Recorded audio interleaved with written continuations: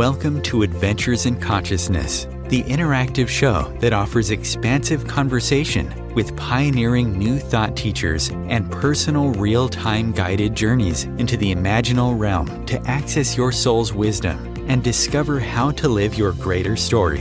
Here is your host, human potentialist, soul mentor, and consciousness guide, Jennifer Evanko.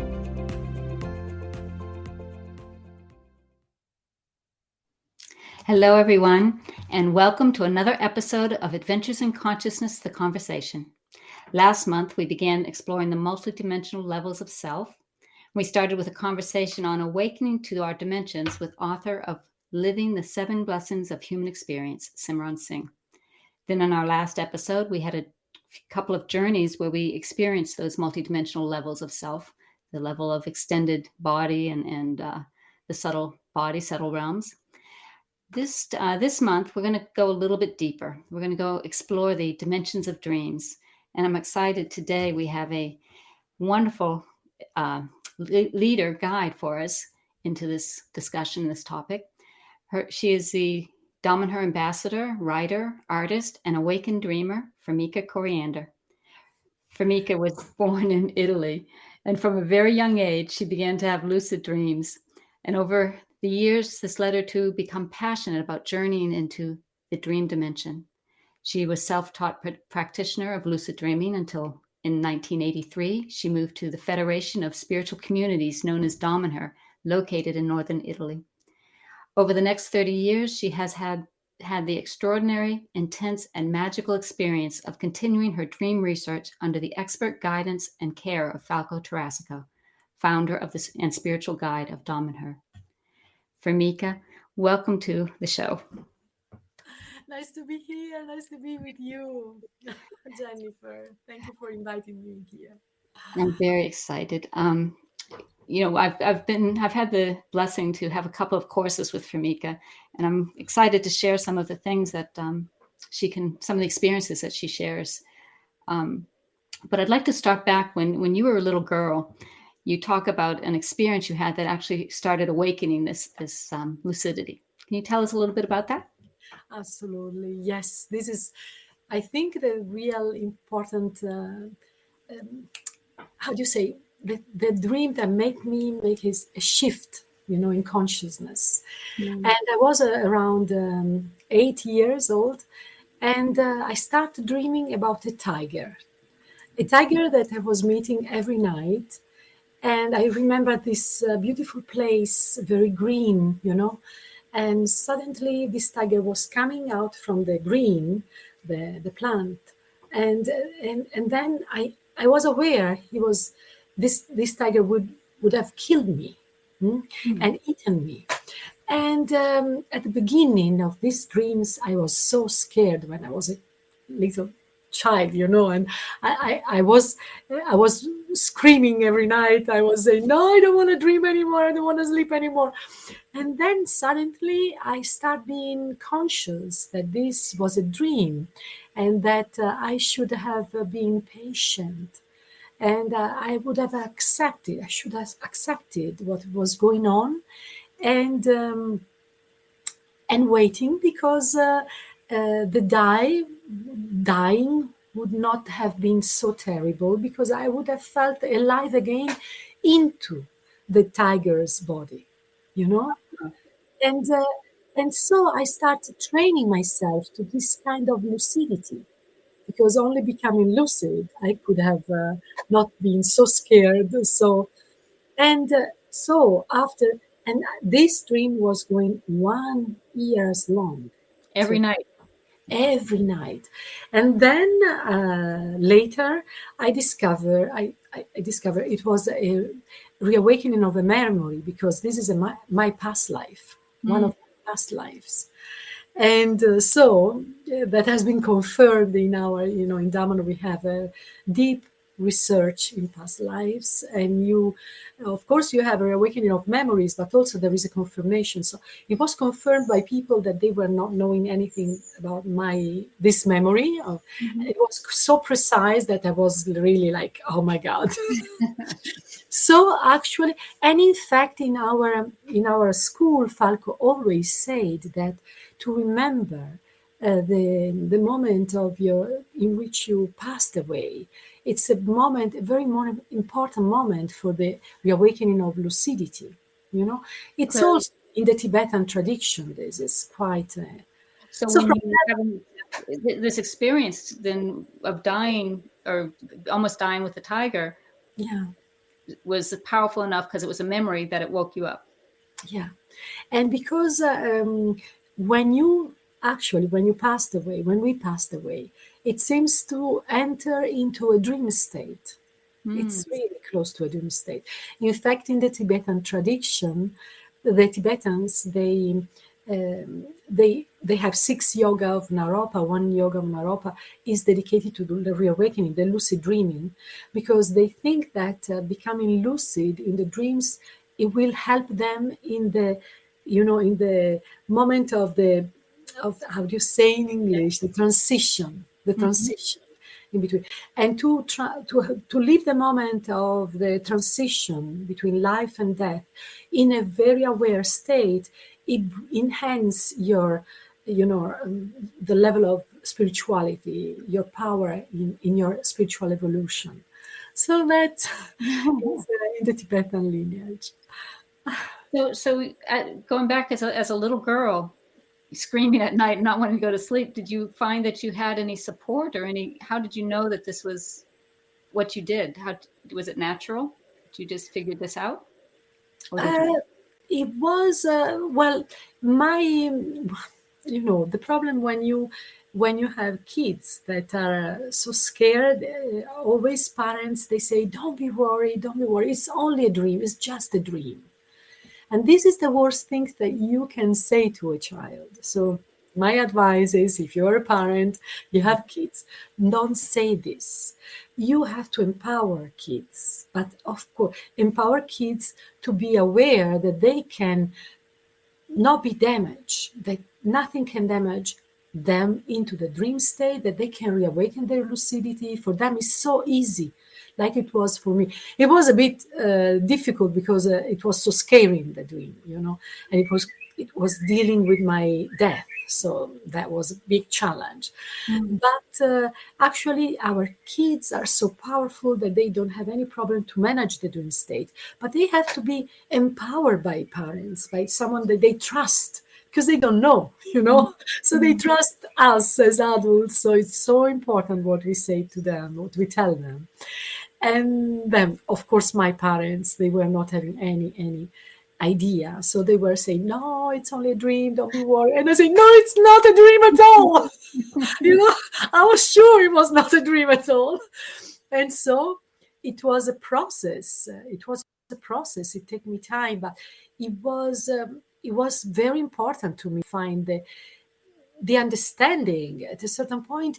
I know, as I said, kids are very power in dreaming. They have a huge energy. They have a huge determination. So somehow I was determined to go out from the situation, and I did in this way. That was the best way, because it left me the mastery of lucidity. That's. You touched on it here about the Tibetans, but you talked about other cultures and how to them dreams are reality. I'm going to talk a little bit about that. Yes, absolutely. In many native indigenous cultures, there is the awareness that if you understand what is dreaming, you understand what it means living. So it's through the full understanding of the dream field, the dream realm, that we can understand what is going on here in what we call and define reality. That is actually not real, not so much real, not more real than the dream world. So they are both they are like in the Libra, they're the two parts. So they have to be balanced. We cannot think that this is real and this is not. It's not balanced. So in many different lineages and traditions, there is this awareness. And this is why when the people that are still so lucky to live in a tribe, in a continuum of the knowledge, in the heritage of the ancient, ancestors, in this, they can really be trained to live the dream as a real life together with the people of their tribe. So there are no fragmentation. There is a sense of unity between living and dreaming. There are tribes that are dreaming together. As they are living together, they dream together. And actually, this is something that we have lost as a consciousness. Dreaming is a collective field. It's not, dreaming is never something that is individual. We're always together with others, with other people that if we grow in consciousness, we can dream with the people that we live in, because we share the same consciousness, so we can keep the threads to connect even in the dream field. But anyway, even when we dream, we are never alone. We are always in a field with so many entities, energies, intelligences. So it's a collective field, like this life. Wow. That's wonderful to dream in a collective. That's beautiful. Yeah. You think about half our life when we're asleep, when we're missing, half the reality. That's beautiful. Yeah. So you studied yourself. I imagine you read books and learned. Is there anything in particular that sticks out for reading? Well, when I was a kid, and then after this reawakening, I started having lucid dreaming. And of course, as all the kids, and then also when I was an adolescent, I was, enjoying, just enjoying flying, jumping, like a superhero. Because, this is exactly what happened when you're lucid. You can make many experiences, as many as you want. Exactly. So, but then I started reading, and not really, I was not interested in lucid dreaming, because this to me was very normal. I was having a kind of a mastery. So I said, okay, I know how to do, and it's simple. But then I arrived at the age of 20, and I met Carlos Castaneda. Oh. And Carlos Castaneda has written so many books, of course, about the Toltec lineage of this amazing experience he had, and which is really connected with the dream world. And I read also the books that has been written by the women that are part of the Castaneda's lineage, that Taisha Bellard, Florinda Donner. And it was so amazing, because it was really, I felt completely in tune with this world, And so at the age of 21, I decided that I would have quit my job. I would have sold my motorcycle, and with the money, I would have taken one ticket, only one way, to Mexico to find these people, because I was completely convinced, at that time there was no internet, because I'm speaking about 1983, okay? So no internet. So even for buying a ticket, you should have gone in person in the airport, no way to buy it in a different way. So, and all my friends, they say, you are crazy, don't do that. Or what can happen, to you in Mexico alone? I say, no way. I will find them. Don't be worried. And so suddenly, that 1 week, 10 days before, I was, my intention was to book the flight. I find a TV program that was speaking about Damanhur. They presented Damanhur for the first time in Italy through the national TV. And so I discovered these amazing people that they were living in northern, Italy, and they were so crazy, so enthusiastic, so convinced they could have lived, according with their shared dream. They were really speaking about dreaming. And they say, they're not impossible dreams. We can live our dream. And this was resonating. I said, oh my God, before I leave to Mexico, I have to meet these people. How can I lose this occasion? I will never come back probably in Italy. So let's go and have a look before leaving forever Italy. That was the perspective. And then I came in this place where I'm still living after 39 years. Wow. And I was so fascinated by these people because, I really felt them different, with the real energy, the real determination, and so much enthusiasm, and that they were creating their own dream. And I said, okay, let's wait a little bit before leaving for Mexico. And I never left anymore. And then I had the lucky to meet the spiritual guide of Damanhur, Falco Tarassaco. And as soon as I arrived, I started having very intense dreams, and I started dreaming about them, and I started dreaming about their life. And so suddenly I was dreaming of all of them, they were doing things, and I was the Damanhurians, and I was writing down my dreams as always, and I was telling to them and saying, oh, this is curious. I dreamt about you. You were doing this. You were doing that. And they were like, what? They were like, a little bit, because I was really dreaming about their life. At that time, the temples were hidden. They were secret. And I dreamt about... I think you need to say a little bit about what Damanhur is. Okay, yes. Let's say what Damanhur is. Damanhur is a federation of spiritual communities. So in 1983, it was a little community, at least. They were 60 people. That was not so little, but compared to today, it was a little. And these 60 people, they were living already together. It was already something like around 7 years they were together.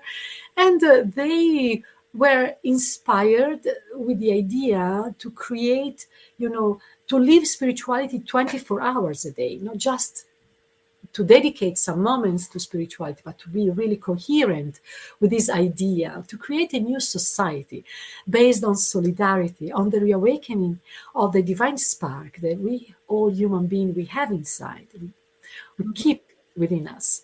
So the idea was to enhance the potential, to reawaken the potential within human beings. That means creativity, through the solidarity, through the idea of being a real tribe, a real people, like brothers and sisters together. And so these people were having a secret. The secret was that they were excavating temples underground. But at that time, nobody was knowing that. Even I was not knowing that. Everybody that was arriving there to visit them, they were not aware of this. And the temples of humankind, and now they are open, everybody can visit. Actually, they are an underground cathedral, big and full of art and, deep energies, deep connection with all the energies that flows around the world, So it's a place that it's a temple that deserves to be known, and that, and so at that time, that place was secret. The story why it was secret before and then why it is open now, it's also a very big long story. If you want, we can speak about. I don't know. No, I want to go back to this crazy 20-year-old girl that goes there and starts exposing the secret. Yeah, exactly. So I started dreaming about them excavating the temples, about them, the travel, the research they were doing. And to me, it was weird because I say, okay, and I was telling them these dreams like And then they said, okay, you tell the Falco, And Falco, when I started telling these dreams, he understood I was a dreamer, a talented dreamer, already quite awakened. And he decided to teach me. And so I before that, looking for any kind of, research, other researchers in dreaming. And so I have been trained by him that it has been for me like what Don Juan has been for Castaneda. That is the level. And he trained me to not only to refine my lucidity, but also to really understand how to use lucidity for which purposes, how to investigate the vastity of the different territories of the dream world, how to be aware on how to come back to certain places in the dream world, and how to help the other ones to reawaken their lucidity. And he told me always, you have to attach your dreams to the others, like it's like a virus, a positive virus. You can really, kind of give them the key, just communicating, because he said dreams can be attached to the others. It's like when you attach a post-it. If I decided I want to give you this ability, and you decided that you are really interested, we can match. And this means the teaching. The teaching is all, of course, it's an important part is the concept, it's the explanation, it's all the techniques, but the big part is the energetic, match that we do. It's this is why, and then I understood then later, this is why in all the esoteric lineages, even in the native indigenous, cultures, they always say that the knowledge has to be passed by words. It's an oral transmission. And I always, when I was thinking about this when I was young, I said, this is crazy. Why they don't write down that so it will be maintained? Actually, it cannot be write down, because yes, we can write down, and there can be energy in a book, but it has to be deposited by the person that has written the book intentionally. But the best way to transmit the energy and transmit the knowledge is always, meeting people by the oral transmission, meeting the eyes of the people. This is why when I teach dreaming, I need to look at the people into their eyes, because this is the way in which you can not only pass a knowledge, but you pass the key, you pass the energy. You have really to, like the vibrate. Now it's easy. We know by quantum physics, we need to pass the vibration, pass it's the entanglement that has to be happened. That has to happen. Wow. So, at some point you started saying it was these wow experiences. You were flying when you were young and doing all this. At some point you began to realize there was a practical reason to dream. And you've talked about it helps us when we transition, but I mean, you've done how many years of research now in dreaming? I think dreaming has been my research the whole life. With Falco, well, even now, even Falco is passed away, well, no, Jennifer, but people, they don't know, our spiritual guide passed away in 2013, so now it's 9 years ago. But definitely I would say his teaching is still going on. So it's 39 years now here in Damanhur that I'm fully trained by this experience. Because Falco, when he passed away, as many of the spiritual teachers and the avatar that has lived in this planet, he left still many tools. He left many contents to be discovered, and so the teaching is still going on, even in dreaming, and especially in dreaming, because now, yeah, it's wonderful. So we have to go to a short break, but when we come back, I want to talk a little bit more about the territories and the different types of dreams and the practical nature of your research. Yes. So let's go to break, and we'll be right back. Stay with us. Real Conscious Connection. OMTimes Radio. IOM FM. OMTimes Magazine is one of the leading online content providers of positivity, wellness, and personal empowerment. A philanthropic organization, their net proceeds are funneled to support worldwide charity initiatives via Humanity Healing International. Through their commitment to creating community and providing conscious content, they aspire to uplift humanity on a global scale. OMTimes, co-creating a more conscious lifestyle. Hello, I'm Sandy Sedgbeer, host of OMTimes Magazine's flagship radio show, What is Going On?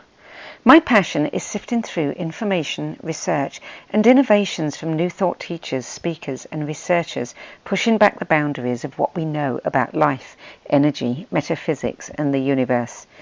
I love shifting perceptions about who we are, why we're here, and how quickly impossible becomes normal when we open our minds, expand our awareness, and accept that the only limits that exist are those we place upon ourselves. So if you're the kind of forward-thinking, eager investigator of what lies beyond the current reality that most perceive, why not make a date to come play with me in the field of possibilities at 4 p.m. Pacific Time, 7 p.m. Eastern Time every Thursday, and together we can discover what's really going on.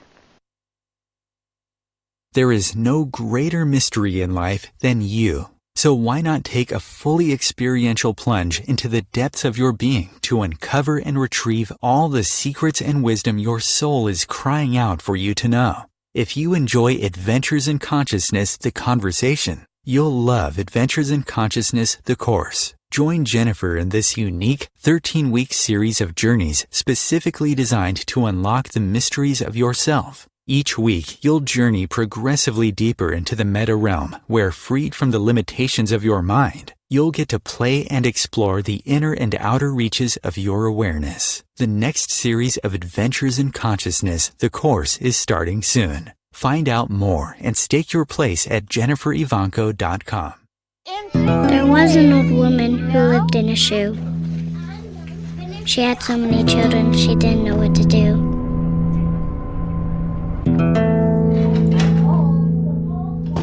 She gave them some broth without any bread and kissed them all soundly and put them to bed. Hunger is a story we can end. End it at feedingamerica.org.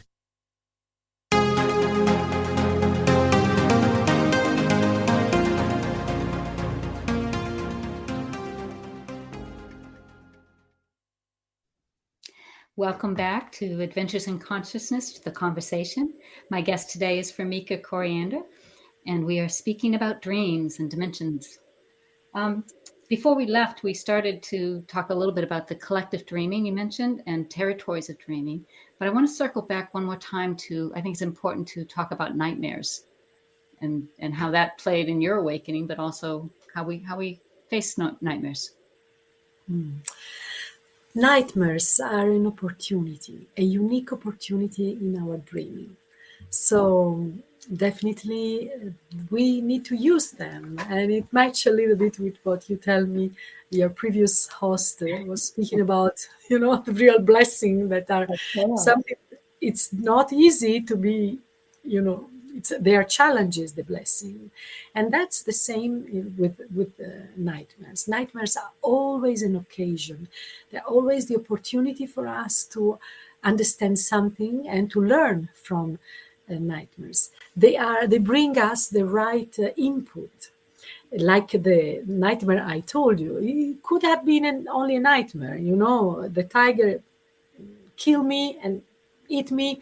It's terrible. But at the meantime, it has been the more powerful opportunity to me to awaken this power, which is not my power, it's our power.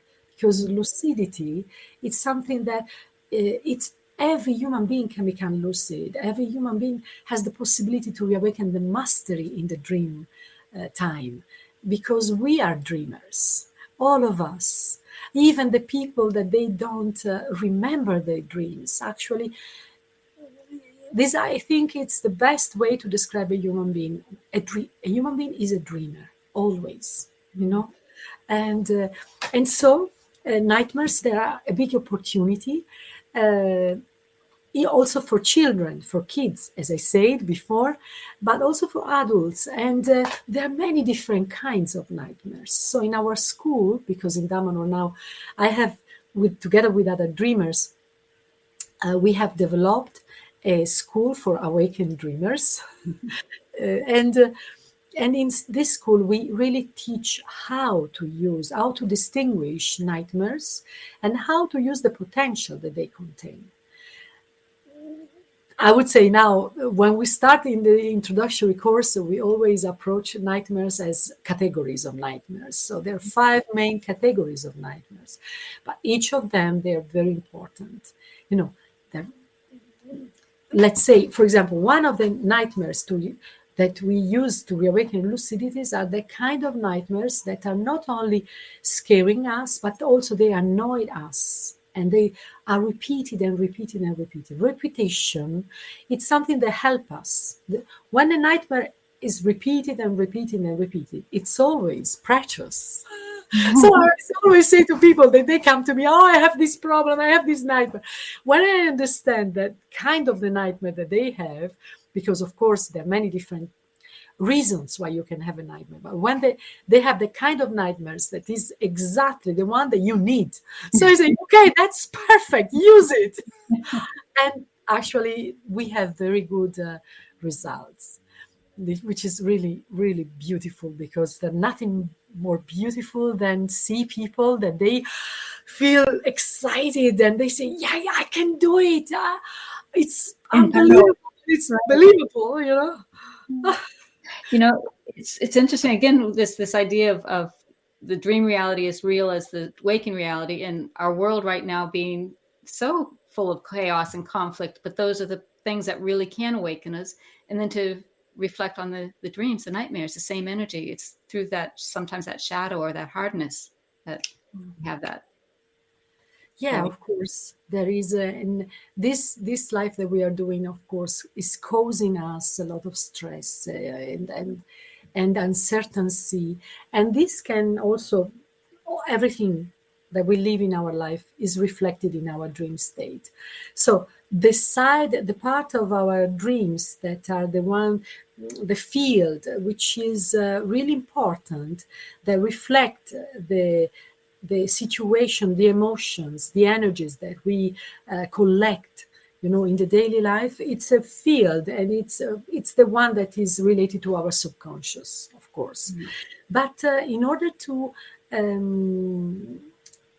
to have a very safe and a very healthy life in dreaming, we need to contain this part. So, because, many people, when they are not able to find the balance in their daily life, they use the whole energy of the dream state to fix what is happening in their life. It's the concept. Explain that a little bit. So they're using energy from night? Yeah, it's a concept of Freud. Do you remember Freud theories? He always said, okay, dreaming is all related to your subconscious. Okay. So it's always a projection of your daily life, of your inner conflicts, of your inner desire, and so on. That's really is not like that, because we have to do much more when we dream. We are flyers. We cannot stay in a cage, which is always our house, or our field. We are travelers. Being a dreamer means being beings that are able to travel in between dimensions, to touch different intelligences, territories, a huge it's very well known what we call the Akasha, this field of knowledge, of energy, which contains the archetypical, values and so on. But this is just a description. There are much, much more, that we have to discover. So why we have to waste all the dreaming time to fix things that are related to our daily life? In your house. We have to, what we do in our dream school is we give to all the tools for the people, and they're very specific tools to recuperate the energy that we waste many times. Then our subconscious become heavy, and then when we dream, it has to process all this stuff. So if you want to be a dreamer, the first thing we have to learn is to do not create waste. It's like when we now need to recycle. You live a day in your life, and you know that you have to decide. You produce waste. It's something that you put in a bucket, and then you throw away. That's not possible in dreaming, because that bucket you take away in your dream, okay? And you have to open it, and you have to recycle in dreaming. So we need to start learning how to recycle while we are living, So recycling means that if we live emotions that are heavy emotions, if we live conflicts, if we are disappointed, if we are annoyed, if we lose energy, even if we are sorry, every time that you lose energy in your daily life, you have to clean that moment, because if you don't do that in your daily life, you will do in the night, And so we have really to, because what is dreaming is using energy. So if we lose energy, for example, being completely devastated by something which has happened, we need to fix things. We need to not become devastated. We need to process things in a conscious way, and to find always the better, and this means to recuperate energy. And then if you don't lose energy, but you recuperate the energy and you can process everything, you have the energy that you can use while you are dreaming. And then you do to dream, and you can become lucid, and you can travel in between dimensions, because you have let's say, the fuel. That's the fuel of dreaming. So in our dream school, we work as in many other lineages, especially the Toltec lineage. In the Toltec lineage, Don Juan was teaching to Castaneda that he had to process his life, the past. There is a technique which is called I don't know in English. Yeah. But anyway, the concept is the processing the life, the past, to recuperate energy from the events, from the memories, in order to do not live with the idea that you have had the trauma, with the idea, the memory of something that is still causing you some effects, okay? Mm-hmm. So we need to work to fix, to change the idea that we have of ourselves, of who we are. And we need to transform our personal story. They're very powerful tools. That means that we need to understand that we can become who we want, that we are not what is happened to us. We are much more. Mm-hmm. And we can become who we want to be. And we can really, like a sculpturist, as an artist, we can make a new shape of our life. That is really important in order to dream. And this is not something which is a modern technique. This is something which is very, very ancient, This is something that all the very ancient lineages that have worked with dreaming, they always have done through different techniques, but the same concept. And this is also what we do also in Damanhur. Yeah, it's wonderful to give it like a practical science of dreaming, of how to, and because the minute you talk about teaching dreaming or about dreams, you'll hear, I don't dream, I don't remember my dreams. Mm-hmm. That's so common. You don't remember your dreams because you still have to practice. Well, everybody can remember their dreams. There must be constancy and discipline. This is important. Yeah, and then there's the dreaming or the journey when you're awake. Mm-hmm. Right? And is that the same reality? Absolutely. Dreaming is not something that happens to us when we are sleeping. Also, when we dream with the open eyes, actually we are traveling. But let's say this, dreaming is a powerful journey, and it employs, how do you say, not employs, but it requests to us to be involved with all our bodies, okay? The physical body has its own function while we are dreaming. The subtle bodies, there are many layers of subtle bodies. In our school we count almost 30 layers of subtle bodies, okay? So with these layers of subtle bodies you can make different dreams, and this means that you can start from the astral travel, which is the first movement of the first astral bodies or energetic bodies, until the long ones, because it's like something flexible that can take a long distance. So when we dream with the open eyes, when we dream in the daily life, what some people they call this lucid dreaming, is a way of dreaming that doesn't mean that you're using all the bodies of the dream bodies, okay? But you are dreaming. Of course you're dreaming. And this is important to be done. Also, some people are very skilled in this. At the meantime, dreaming is like living. A child need to learn how to live fully. He cannot remain a child for the whole life, right? He needs to start walking and then speaking and then using properly all the hands, and then until he becomes skilled and he can become who this person wants to be, a dancer, singer, or an engineer, or who knows what. That's the same with dreaming. So when people, they say, oh, well, I'm so satisfied because I have lucid dream while I'm aware, in the daily life. And that's good. But it's like, again, there's so much more that you can do.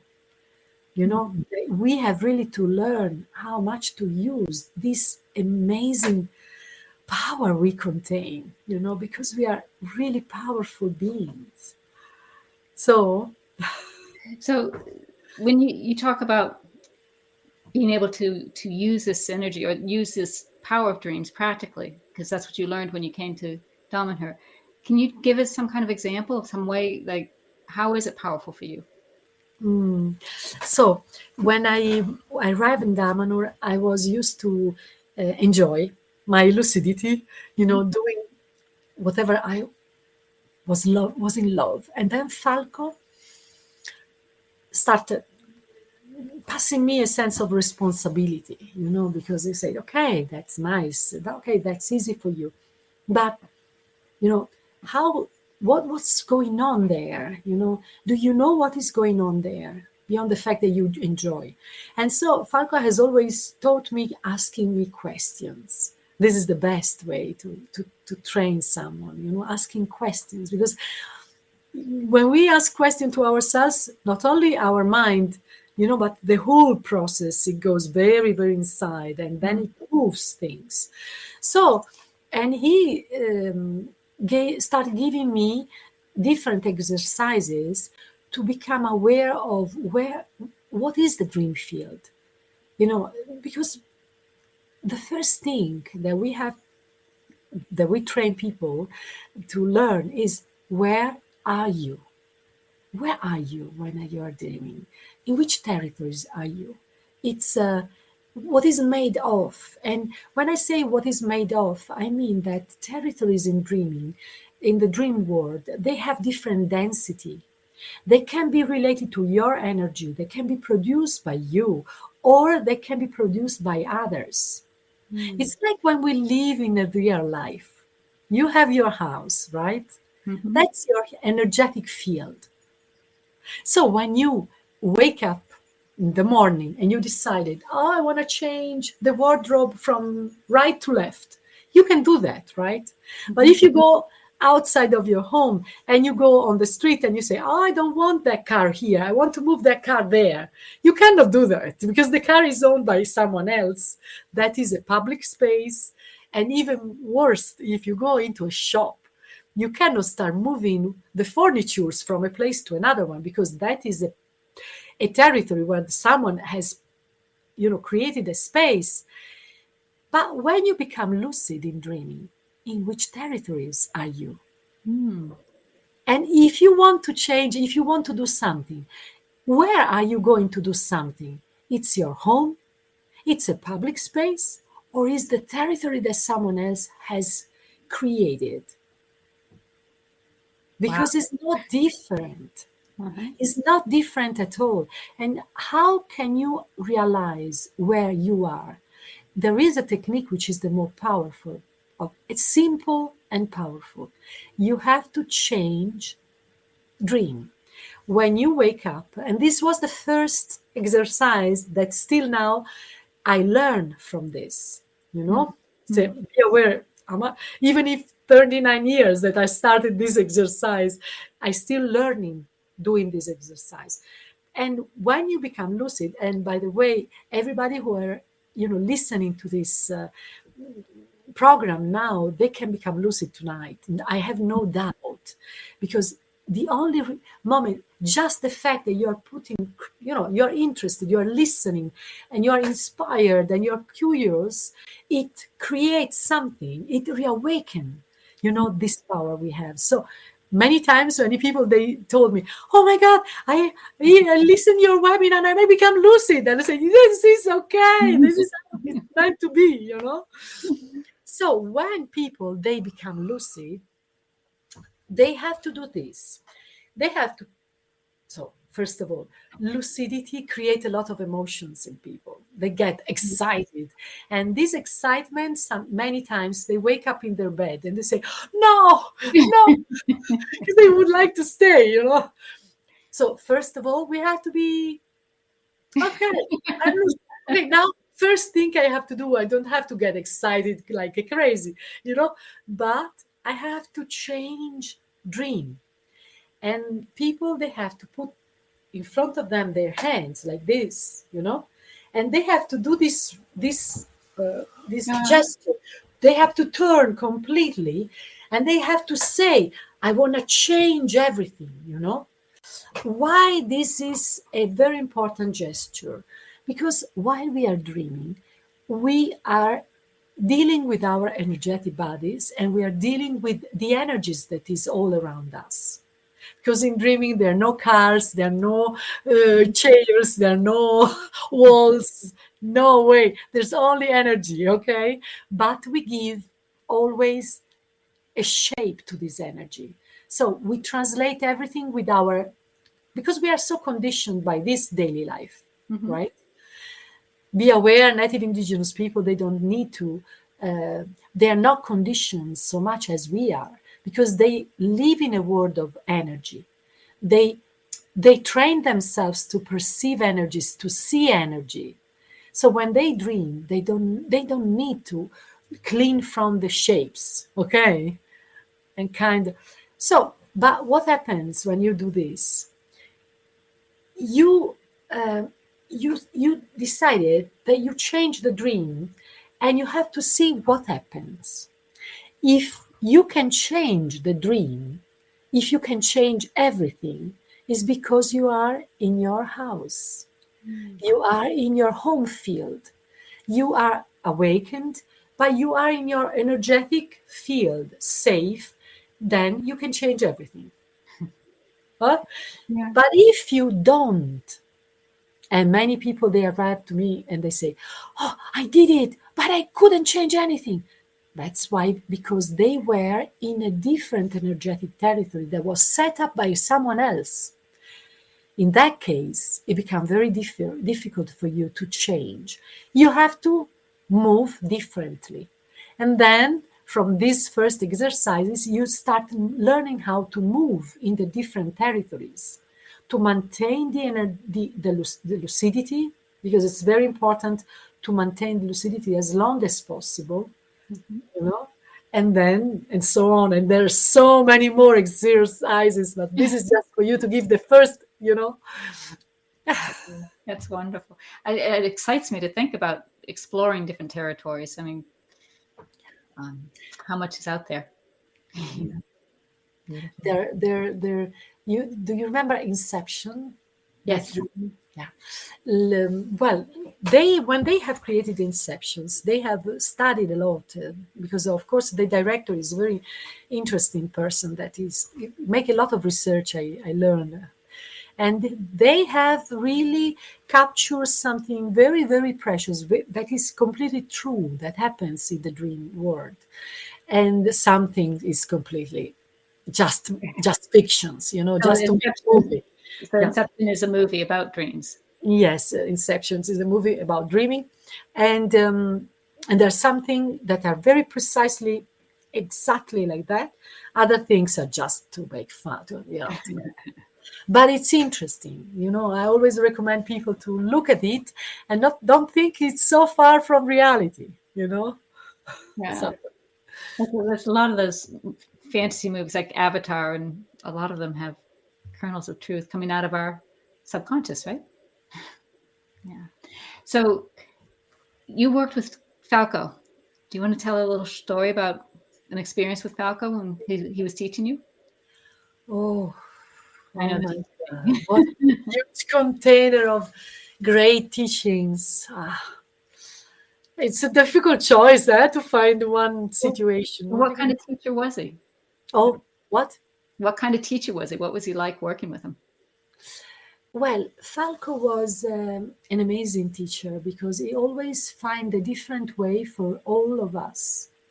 And in this there is the wisdom and the amazing energy, the amazing, extraordinary capacity, because it was not giving everything to everybody. It was giving the right thing to make the people make the shift. So it was completely different the way in which he was teaching to me. For example, because I'm quite a passionate and determined person, He never. So he was quite determined when he was teaching me, So when I was, for example, when he was giving me a task, I should have accomplished that task. I couldn't come to him saying, "Oh, I cannot. Can you help me?" Complaining, He was always like, "No way. You had to do that," And that was the way, because I'm quite, I love challenges, So he always challenged me and never gave me a new information if I was not able to achieve that and to make that step. And actually, I have to really I'm grateful, because that's the perfect way to push me, to really reawaken my power. With other people, he was so sweet, so patient, and I was also some kind of envy, But that was the perfect way for them, because they were needing self-confidence, and he was giving them until they were really having all the ingredients to go through. So he has been an amazing teacher, Wonderful. Yeah. So we have a couple minutes left, but I want you to share for a moment about your school. This is a new school of dreaming at Damanhur. Yes, it's a school of dreaming for everybody, even people that they have never been in Damanhur. There are no problems at all. It's online, and it's also in presence, because COVID has unfortunately create a lot of difficulties in meeting in person, but it also has been interesting because we have developed a very, very nice, beautiful, and very powerful path, even being online through Zooms meetings. So we have a school which is 3 years long.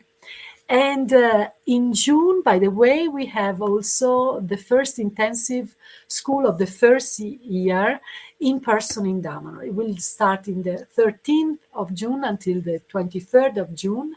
So everybody who wants to come, come. We have a website. I don't know if you can make it. Yeah, go ahead and say it's www. I don't have it in front of me here. Formica, what's the... Yes, I'm sending you. It's, or I tell, maybe it's better, is www.dream.talei with the j.net/eng, n for the English people. Very good. I'll have it on my website for people if you're looking for it. We also have the introductory course for Dream. That's a weekend coming up also in June on the 11th and 12th.